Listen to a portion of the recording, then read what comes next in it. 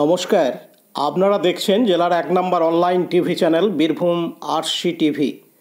আপনাদের সঙ্গে আমি শুভাশিস। শুরু করছি আজকের সংবাদ। বিস্তারিত সংবাদে যাবার আগে দেখে নেব সংবাদ শিরোনাম।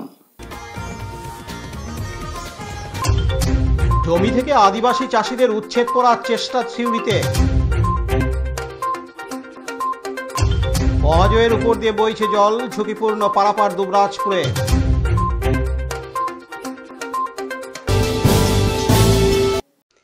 জমি থেকে আদিবাসী চাষিদের উচ্ছেদ করার চেষ্টা তৃণমূল কংগ্রেসের সমর্থক মালিক বাসুদেব গড়াইয়ের, কিন্তু বাধা অতিক্রম করে তৃণমূল কংগ্রেস সমর্থিত পঞ্চায়েত প্রধান ওই চাষিদের পাশে দাঁড়িয়ে জমি চাষ করার উৎসাহ দেন। প্রধানের উৎসাহে বাধা অতিক্রম করে চাষ শুরু করেন আদিবাসী চাষিরা। ঘটনাটি ঘিরে তৃণমূল কংগ্রেসের গোষ্ঠীদ্বন্দ্ব প্রকাশ্যে এসেছে। ঘটনাটি ঘটেছে বীরভূম জেলার সিউড়ি ২ নম্বর ব্লকের কোমা পঞ্চায়েতের মুরাদপুর গ্রামে। ওই গ্রামে কয়েক পুরুষ ধরে বাসুদেব গড়াইয়ের ৪ বিঘে জমি চাষ করছে শ্যাম হেমরাম, গুড়িয়া হেমরাম ও সুন্দরী হেমরামরা। ৪ বিঘার মধ্যে কিছু জমি বর্গা থাকলেও বাকি জমি ভাগে চাষ করেন। তার জন্য প্রতি বছর জমির ফসলের ভাগ দেন বাসুদেব গড়াইকে বলে দাবি আদিবাসী চাষিদের। গত দুদিন আগে এই আদিবাসী চাষিদের জমিতে চাষ করতে বাধা দেয় বাসুদেব গড়াই। এরপরেই শুরু হয় আদিবাসী চাষিদের সঙ্গে জমির মালিকের অনুগামীদের বচসা। এই বিষয় স্থানীয় পঞ্চায়েতের প্রধানকে জানালে তিনি তাদের চাষ করার অনুমতি দেন। গতকাল শুক্রবার ১৮ই জুলাই সকাল থেকে ওই জমিতে চাষ করতে শুরু করে। বর্গা ছাড়া বাকি জমি ফেরত চেয়েছিলেন জমির মালিক বাসুদেব গড়াই, কিন্তু আদিবাসী চাষিরা সে জমি ফেরত দিতে রাজি নয়। এই বিষয় নিয়ে উচ্চ আদালতে যাওয়ার প্রস্তুতি নিচ্ছেন জমির মালিক বাসুদেব গড়াই। সিউড়ি ২ নম্বর ব্লকের তৃণমূল ব্লক সভাপতি নুরুল ইসলামের নির্দেশে তাদের জমি থেকে উচ্ছেদ করার চেষ্টা করছে বলে দাবি। তারাও বর্গা পেয়েছে, তারা তৃণমূলের সাথে আছে, মুখ্যমন্ত্রী মমতা বন্দ্যোপাধ্যায়ের সঙ্গে আছে, তাই এই জমি তারা ছাড়বে না। পাশাপাশি ব্লক সভাপতির নির্দেশে তাদের জমিতে চাষ করতে বাধা দিচ্ছেন বলে অভিযোগ করেন কোমা অঞ্চলের তৃণমূল সমর্থিত গ্রাম পঞ্চায়েতের প্রধান। তবে প্রধানের উপস্থিতিতে ওই জমিতে ধান চাষ করল আদিবাসী চাষিরা। বংশ পরম্পরায় আদিবাসী চাষিদের চাষ করতে না দিলে আগামী দিনে আদিবাসীরা বৃহত্তর আন্দোলনের পথে যাবে বলে জানান অনুব্রত অনুগামী তৃণমূল নেতা বলরাম বাগতি। এই নিয়ে শুরু হয়েছে তৃণমূল কংগ্রেসের গোষ্ঠীদ্বন্দ্ব। এদিন সিউড়ি ২ নম্বর ব্লকের তৃণমূল ব্লক সভাপতি নুরুল ইসলাম জানান, গিয়েছিলেন, আপনারা কি তাই দেখলেন যে মালিক জমি দখল করে নিচ্ছে? আপনারা দেখেননি তা? তাহলে এটা একটা মিথ্যা অভিযোগ। যেটুকু জানতে পারলাম তাতে মালিক কোনোদিন জমিতেই যায় না, মালিক জানেই না জমি। তাহলে এটা একটা মিথ্যা তৈরি করা হচ্ছে কেন? এটা একটা মিথ্যা, একটা অপপ্রচারকে একটা ক্ষেত্র তৈরি করে এটা বাজারে ছাড়ার একটা চেষ্টা হচ্ছে। আমি আগেই বললাম যেটা দীর্ঘদিন ধরে চলছে, ৬ মাস ধরে বোলপুরের নির্দেশে চলছে, এবং এইরকমই বদনাম করা হচ্ছে, বিশেষ করে আমার এগেন্স্টে বদনাম করা হচ্ছে। এটা চলে আসছে, ধারাবাহিকভাবে চলে আসছে গত ৬ মাস ধরে, এবং এটা তারই একটা পার্ট। তাহলে মালিক বলছে আমি জমির ধারে কাছে যাই না, জমিতে যে চাষ দিয়েছে, ট্রাক্টর চালিয়েছে, সেই ট্রাক্টর ড্রাইভার বলছে যে আমাকে আদিবাসীরাই চাষ করতে বলেছে, মালিক আমাকে বলেনি, মানে বাসুদেব গড়াই আমাকে চাষ করতে বলেনি। এটা তো কথা। তাহলে খুব স্বাভাবিকভাবে এটা একটা বক্তব্য খুব ক্লিয়ার যে একটা ঘটনা তৈরি করে এটা একটা প্রোপাগান্ডা আকারে করে এগুলো আমাদের বদনাম করে ছড়িয়ে দেওয়া মার্কেটে, এটাই তো তার উদ্দেশ্য। নাই আদিবাসীরা বলুক যে হ্যাঁ আমার জমিতে চাষ করে দিয়েছে।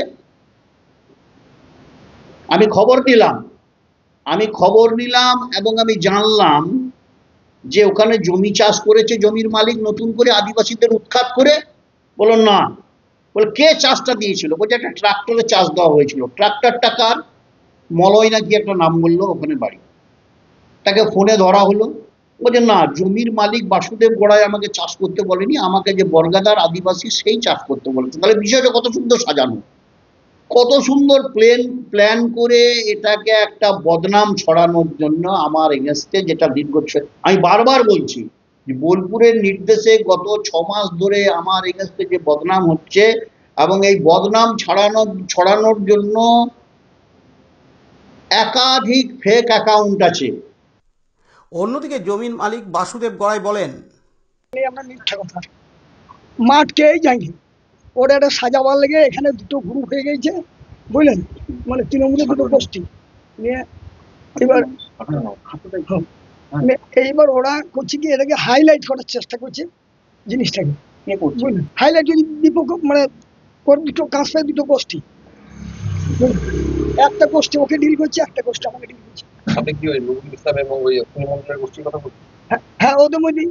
এবার আমি কিন্তু কোনো পার্টির কাছে যাইনি, মিথ্যা কথা বলা ভুল, কিন্তু যা দেখছে কি এবার সেইটা পরিপ্রেক্ষিতে আমি বলেছিলাম তোদেরকে মাপিয়ে দিলাম, তোদের যেটা বটে আমাকে ন্যায্য ভাগ দে, ভাগ তো পেতে হবে, আমার জন্য ভাগ পেতে হবে। ওরা বলছে না ভাগ দেবো না, দেয়ও না, আজকে 20 বছর ভাগ দিচ্ছে না। তাহলে অটোমেটিক আমি বললাম যেটা বরগাদার আছে তোরা সেটা চাষ কর, আর যেটা বরগাদার নাই সেটা তোরা ছেড়ে দে। এই তো বুঝি ভয়। প্রধান ওদিকে সাপোর্ট করেছে, প্রধান কার্যালয় আদিবাসী প্রধান মহিলা ওদিকে সাপোর্ট করে। হ্যাঁ আমি কারুর উকিল হই এখন। আপনার সঙ্গে নুরুল ইসলামের ভালো সম্পর্ক? হ্যাঁ সম্পর্ক মানে এমনি মানে বহু কালকার এমনি ভালোবাসা মেয়ে অনেক মনে হয়েছে আপনাদের? কিন্তু আমি কিন্তু কোনো ইয়েতে মানে পার্টিগত ব্যাপার থাকি না, বয়স হিসেবে যাইনি। কিছু কিছু মঞ্চে আপনাদেরকে দেখা গেছে এক সময়। দেখা হয়তো মধ্যে মিছিলে ডাকলি তাই সব ওর মিটিং যেতাম, কিন্তু ওর আমি কোনো গোষ্ঠী দ্বন্দ্বতে নাই। কোথাও কি চাষ করতে বারণ করেছেন? না কোথাও বারণ করিনি, আমি জমিতে চাষও দিই নাই, আর জমি ধারেও যাইনি। একবার যথা ধর্ম কথা বলছি, অভিযোগ একদম পুরো মিথ্যা। এই যে আপনার জায়গাটা এখন তাহলে দখল করে নিয়ে আবার যেটা আপনি বারণ করছেন করছেন, কি করবেন তাহলে? আমি এবার হাইকোর্ট যাবো, কোনো পার্টি কাছে যাবো, ডাইরেক্ট হাইকোর্ট যাবো। আমি আজকেই উকিলের কাছে গিয়েছিলাম, বলে শুনে আমি হাইকোর্ট যাবো, হাইকোর্ট থেকে যা হবে বলবো, তারা বলতে হবে মালিকের ভাগ তো পেয়ে যাবে, হবে না, বাস এইটুকুই আমার বলা। আপনার নাম? আমার নাম মাসুদ রহমান। আপনি জমি মালিক? হ্যাঁ। কতটা জমি আছে? 4 বিঘে মাত্র, সরকারি মাপে 4 বিঘে। আর ওরা চাষ করছে কত বিঘে? মিছে কথা বলে লাভ নাই, চাষ ওরা করছিল ওইটা গোটাই, বুঝলেন। এবার বরগাদাটা করছিল, আমাকে বললো তোমার এই যেটা পড়ে আছে সেটাও আমাকে দাম, চাষ করি করো না, আমি ফাল পেয়ে হলো সত্যিকারের কথা। তারপর ওরা ভাগ দিলে না, দিচ্ছে না, এবার পড়ছে। পার্থ দাসের রিপোর্ট, বীরভূম RCTV সিউড়ি। এখন বিজ্ঞাপন বিরতি, ফিরে আসছি বিরতির পর। সব থেকে ভালো চিকিৎসা, সবচেয়ে কম খরচে, সবচেয়ে কম খরচে। সব থেকে ভালো চিকিৎসা, সবচেয়ে কম খরচে, সবচেয়ে কম খরচে। বিশ্বমানের স্বাস্থ্য পরিষেবা মিলবে দিনে রাতে, বিশ্বমানের স্বাস্থ্য পরিষেবা মিলবে দিনে রাতে।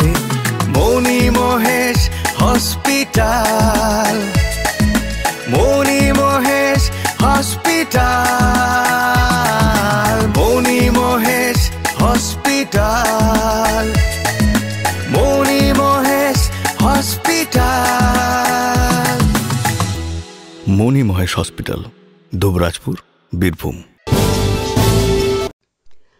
কোথাও কোথাও মাঝে মধ্যে বর্ষার বৃষ্টিপাত হচ্ছে আমাদের জেলা বীরভূমে, আবার অন্যদিকে ঝাড়খণ্ডে বৃষ্টিপাতের ফলে বীরভূমের দুবরাজপুরের বালিজুড়ি গ্রাম পঞ্চায়েতের বেলসরা গ্রাম ও মেজে গ্রামের মাঝে থাকা শাল নদীর কজের উপর দিয়ে বইছে জল। এই মুহূর্তে কজেতে বিপদসীমার উপরে বইছে জল। রুটি রুজির টানে সাধারণ মানুষ জীবনে ঝুঁকি নিয়ে পারাপার করছেন। এই শাল নদীর কজের উপর দিয়ে প্রত্যেক দিন বহু মানুষ যাতায়াত করেন। প্রায় 10 থেকে 12টি গ্রামের মানুষ এই কজের উপর নির্ভর করেন। অসুবিধায় পড়েছে বিদ্যালয়ের পড়ুয়ারাও। বেশ কিছুদিন ধরেই কজের উপর জল বইছে, কখনো বিপদসীমার উপর আবার কখনো বিপদসীমার নিচে জল বয়ে চলেছে। গ্রামের মানুষদের আবেদন, এই কজওয়েটা উঁচু করে চলাচলের উপযোগী করে তোলা হলে ভালো হয়।